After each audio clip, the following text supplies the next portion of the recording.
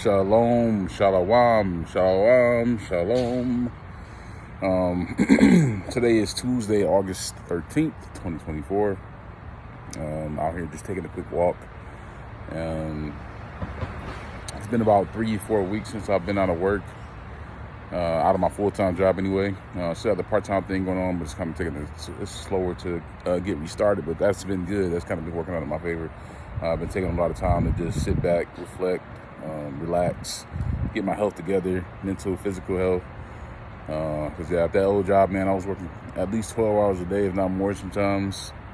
Sitting on the desk all day, feeling like I couldn't get up, even to use the bathroom sometimes, depending on the day. Some days are better, some days weren't as good.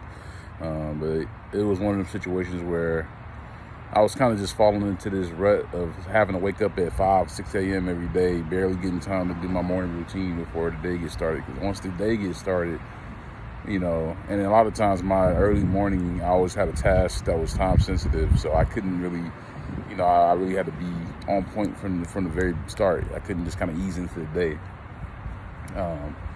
So if I wanted any semblance of a morning routine, I had to get up at 5 or 6 a.m. Then once the day got started, it was hard for me to stop because in the media world, which is what I work in, the news cycle never stops. Something happens, you got to be on it. You got to be on top of it right away. And so sometimes it was even hard just to stand up and stretch for 5 minutes or go use the bathroom or something like that, man. And that really started affecting me mentally, physically. Like I said, when you're sitting down all those hours. And by the time I did get off the computer, some days I was on there until like 5, 6, even 7 o'clock. And that was just the first job. I was also doing more work on top of that. So hard to get out and actually, get the physical work in I need to, walking around or hitting the gym or anything like that. I could have definitely eaten better throughout that time. I was eating very, very poorly for whatever reason. Scarfing chips down and drinking. I was drinking quite a bit. I wouldn't say like as much as I was back when I had that, when I was really deep into my alcoholism. But I don't know what just hit me on my leg from this tree just now. But I wasn't drinking like that. It was just like, maybe a beer or two.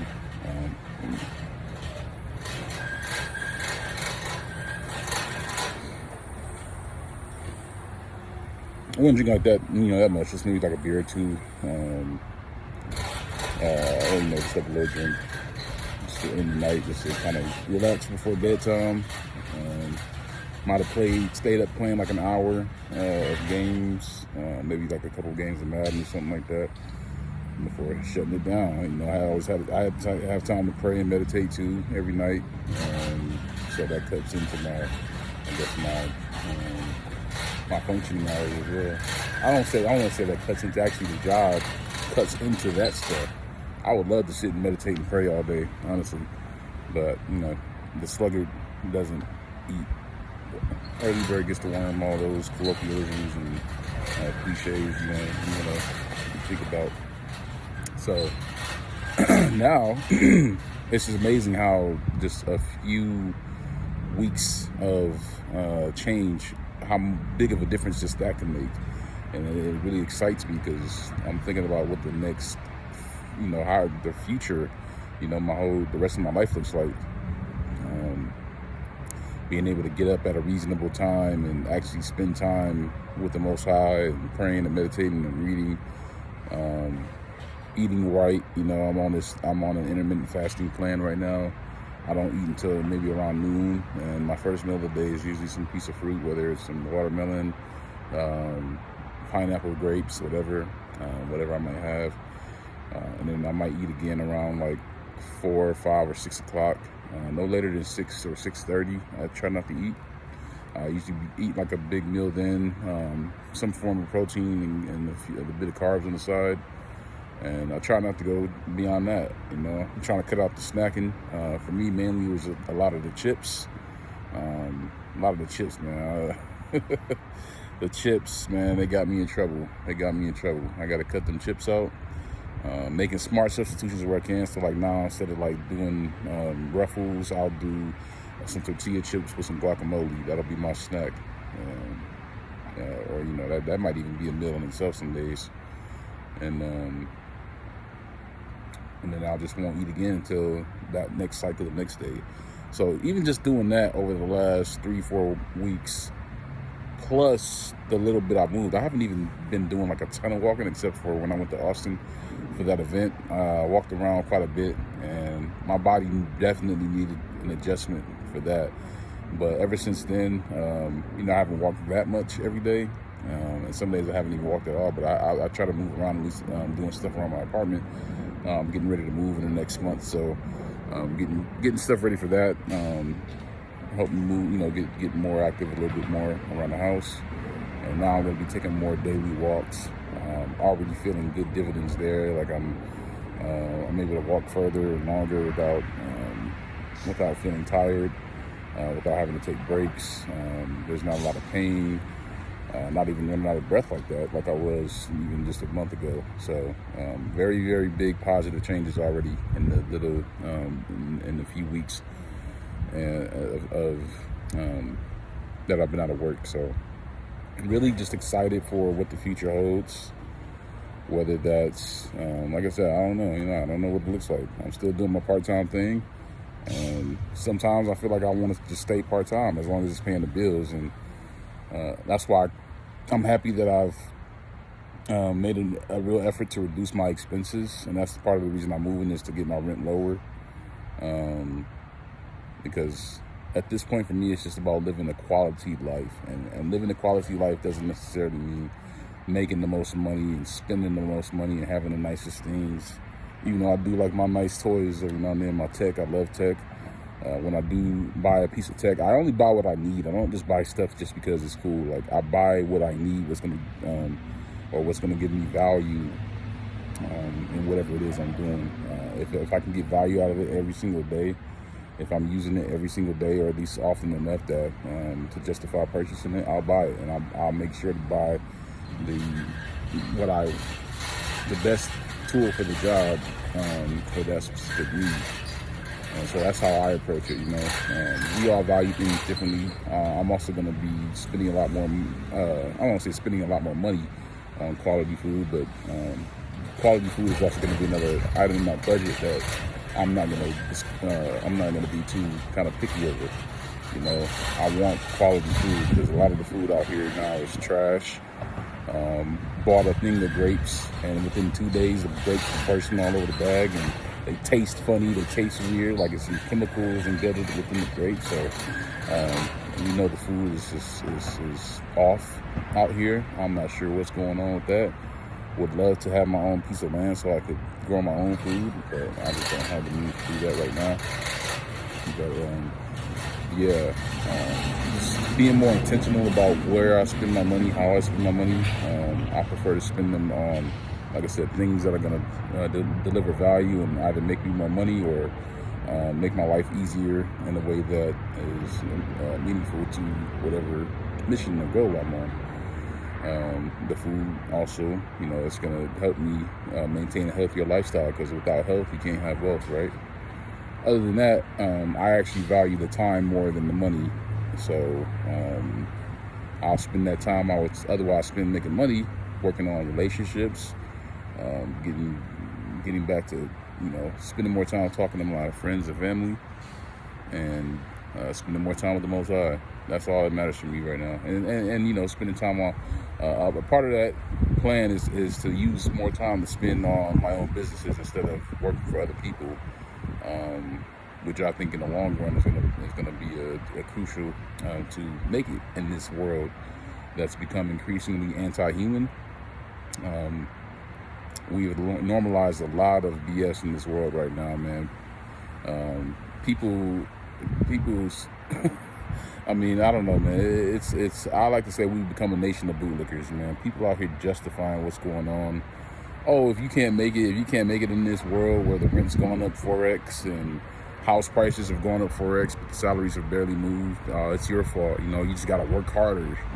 So what happens if they double it again? Another 5 years from now, You just gonna tell people to just work harder? They gotta work 8 jobs now just to have a roof over their head? We have normalized our own oppression, bro, and a lot of people are making excuses for this. The way the government, these corporations, and what they're doing, which is price gouging. It ain't got nothing to do with people being lazy. It ain't got nothing to do with people. People are not just complaining, just complain. Like, no, there are real forces against us in this world right now. A lot of people are finding it very hard to make it. A lot of people are working a lot and still just barely able to make it with the bare necessities. So I think it's very disingenuous for some people to come up on this platform and try to and victim blame, and without considering the full scope of everything that's going on. It's easy to say, oh, well, you should just work more. Back in my day, that's not your day. Your day is 30 years ago, 40, 50, whatever. We're not in those times, bro. Like, everything is going up. Everything is going up. And wages have stayed the same. We're getting taxed around every corner. I can't even imagine. Like, bro, I'm getting taxed on taxes. I'm getting taxed for income that I made 2-3 years ago for an error that they made. But because I paid my taxes that year, but they made the error. They accepted my filing, and they come around and tell me that they made an error and that they had to adjust my return. And so now I owe them another $1,500 for whatever random reason. Like, I don't understand, bro. Like, we're getting taxed on the money we make, then we get taxed on the money we spend, then we get taxed on. It's a never-ending cycle. You buy your home, you can pay the mortgage off after you pay $200,000 worth of interest alone. And then you get taxed on the house, and then the taxes on the house keep going up. Then you're forced to pay insurance. And living in an HOA, you better keep paying that HOA bill, which can go up every year as well. If you don't, they're going to put a lien in your house. Oh, you got a special assessment. Our HOA, we haven't been collecting money for these so-called planned repairs, that now all of a sudden we got to pay $5 million for renovations around the community, and everybody has to come up with $20,000, $30,000, $50,000 each at the drop of a dime. Oh, well, you better suck it up or you're going to lose your house. And we're normalizing this like it's everybody else's fault that all this stuff is going on. What happened to the days of rebellion, man? This country was founded on the phrase taxation without representation. That was the whole point of the Boston Tea Party, was it not? It was to get away from the British government, who was taxing the ever-living hell out of everybody and not doing anything for the people. Is that not what's going on today? And is that not what people are once again lining up to vote for? People think the identity politics have been very annoying for me lately, because I don't even believe in politics. I think all of this stuff is staged. I think all of this stuff is predetermined, predestined. But let's just say, for instance, for shits and giggles, that this democratic system, this democracy is actually real. Joe Biden, and a lot of the stuff even though a lot of people argue it was Trump's moves that resulted in what we're experiencing today, I beg to disagree. But whatever, Joe Biden's policies have led us down this road. So now that Joe Biden is jumping out of the race, you think Kamala Harris is going to do anything different? Joe Biden was a puppet for the Democratic convention, as all of these presidents are for their respective parties. Do you not think Kamala Harris is the same? Do you not think that she's going to be answering to the same exact powers that Joe Biden has been for the past 4 years? Or even while he was with Obama for 8 years? It's the same people in control. There are people above them. These presidents have no power, bro. Like, they don't do anything. They're figureheads. All they do is answer to their overlords and put on a facade for the cameras so people can think that they're actually real people doing real stuff. We know that's not the case. So, because I don't want to vote for Kamala Harris, I get a lot of flack for that, but I don't vote anyway. I don't vote at all, but I don't support Kamala Harris just because she's, people think she's black. which is wild to me because from her own mouth, she'll tell you she doesn't consider herself black. She has never once ever said that. And she has always pushed her Indian heritage, her Indian, I forget what her other side is or whatever. She has never pushed her so-called black side, which, like I said, I don't believe, I don't see any evidence of her being black whatsoever, except she has darker skin and she talks like us, or tries to talk like us. This identity politics got to go, man. They got to go. We have literally begged for our oppression. Let's see. You want another 4 years of this nonsense, man? That's on you. But don't blame everybody else for the circumstances that their decisions have brought upon us, and just tell them, oh, you just got to work 4 jobs, never sleep, never have a life, never ever, do anything except work yourself into the ground until you're done paying off all these mortgages and loans and credit cards. Which, like I said, a lot of this stuff is self-inflicted, man. People have spending problems out here, and they make excuses for it. That's another video for another day. There's a lot we can do to mitigate a lot of the pain that we're feeling in this world right now. But yeah, wages have not kept up with the cost of living at all, and it's time to start thinking outside the box, whatever that means for you. Fortunately, for some people don't have to deal with it. Some people don't feel it as bad. I'll admit that I don't feel it as bad as others, just because of the decisions I made and the way I choose to live my life. And I'll talk about a little bit more of that in a future video. But there's some people out here making a lot of money, and not having to do a lot of work to make that money. So, like I said, everybody feels this issue differently, if at all. But for those who are not feeling it, please stop shitting on people who are. It's a very hard situation to deal with, and to continue to put the onus on us to continue to chase after this ever-moving goalpost is disingenuous, to say the least. There has to be some kind of change.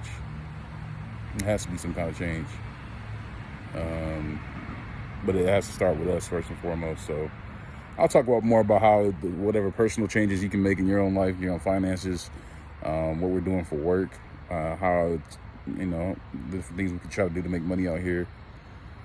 But as for me and my house, like I said, I'm going to strive to live a different way. I don't chase trends. I don't chase images. I don't chase things. I am very content with what I have, very grateful for what I have. I thank the Most High every day for the blessings He's bestowed upon me. I am not a materialistic guy at all, and I'm still feeling it in certain respects. And certain people close to me are feeling it very heavily, and it's very hard. You want to talk about working 4 jobs? Tell me how senior citizens whose health are failing, their bones doesn't allow, they're not allowed to work that often, because they literally cannot, unless they work themselves literally into the ground. Is that really what it takes to be a human, to survive out here anymore? Unless or are we just supposed to be okay with being homeless? I've seen videos of people glorifying homelessness now. You can call it what you want, van life. You can call it van life. You can call it nomad. You can call it whatever you want, bro. It's homelessness. Let's be real about what's going on here. We're not let's not romanticize our oppression, bro. That's the worst thing we can do as a people, because that just lets them know they can do anything they want. They can just stomp all over you. You can just give up like that, and you'll just give in to whatever they deem is good for you. Because all it is them controlling everything about everything. And this system is about control. They control the price of food. They control the price of housing. They control how much tax you pay. You don't control those things. You could by refusing to participate, but we don't do that, because we as a society have decided that chasing after these dollars and this money and all these things is just, that's what it is. I look at all this stuff, man. I just like, bro, I look at some of these cars, like these newer cars driving about, and I'm like, man, all I see is a rust bucket. And 5, 10, whatever years, that car, people gonna look at the car like, man, that car is old. They're like, that car is not worth anything. It's not gonna be worth nowhere near. The moment you drive it off the lot, it loses value, first of all. But it's like you spend all this money on this car, and for most people, they pay tons of interest on it. So you're paying more than it's actually worth. And the price of the car is already inflated. On top of that, you're paying more than it's worth with the interest. And then by the time you actually pay the car off, that car would have been worth 1/10 of what you paid for it. So, and then at that point, it's not even considered a cool car because something newer has come out. And it's just, bro, this cycle has to stop. And it's this never-ending chase after temporary items, bro. It's temporary. I look at all these things as like decay. Like, take for instance, like fruit, vegetables, food, how it becomes compost. It decays, it becomes mulch. You put it back into the ground, and it feeds the soil, and the soil uses those nutrients to grow new fruits and new vegetables. I look at these materialistic items the same way, man. It's just stuff that we pulled out of the ground, and that's eventually going to fray and decay and go back into the ground. But we send ourselves into a tizzy and a craze trying to acquire this stuff, and we're in this never-ending cycle trying to prove that we got it out here in a world that's temporary. This world everything is temporary. Your own life is temporary. What's the point? I don't know. That's just me, the way I see it. Like, look, I know I'm not going to live forever. That's just not ever been a thing in the history of humanity. Even when in the Bible times when people were living to be 1,000 years, that's a long time, but it's still temporary. So what's the point of chasing after all these riches and selling your soul? A lot of people selling their souls. I don't even want to get into all the stuff going on in the YouTube community right now and the spiritual community surrounding. I'll just say it, people like New Breed and Ringo. I'm not going to even dive into that in this video, and I don't even know if I ever will. But there are people out here making content, tearing people down, literally trying to destroy people's character and image, which in a way is trying, it's like they're trying to destroy their lives. It's probably just a very short stone's throw away from murdering somebody, like, because what you're attempting to do is take away their livelihood, take away their ability to exist in this messed up society that we're living in. You're willing to do that to make $1 so you can pay your bills, because you want to chase after things. I feel like the YouTube community, especially the Black YouTube community, this has been a retribution that's long overdue. And anyway, I don't want to go too deep into that, but all I'm saying is, we're doing all this stuff. Eventually, you're gonna have to meet your maker. Eventually, you're not gonna be here to enjoy all this crap that you're putting into, that you're acquiring. I do think that there's value if you have children. If you're someone who's looking to build a family and leave a legacy, leaving something behind for your children to have an easier life, that's one thing. But if you're doing it just so you say you got it, well, you're not going to have it eventually. That's just a fact. Eventually, you will die, and you will return to the earth, and your spirit will return to the Most High, and you will have to answer for all the things you did to acquire all those temporary materialistic things that you did. So was it even worth it in the end? I would say not, but hey, we all think differently. We all feel differently. Don't know where this message is going at this point. I'm just out here rambling. About to go back home and chill out and plan my next steps in life, and enjoy the rest of my day. And I hope y'all do as well. Shalom.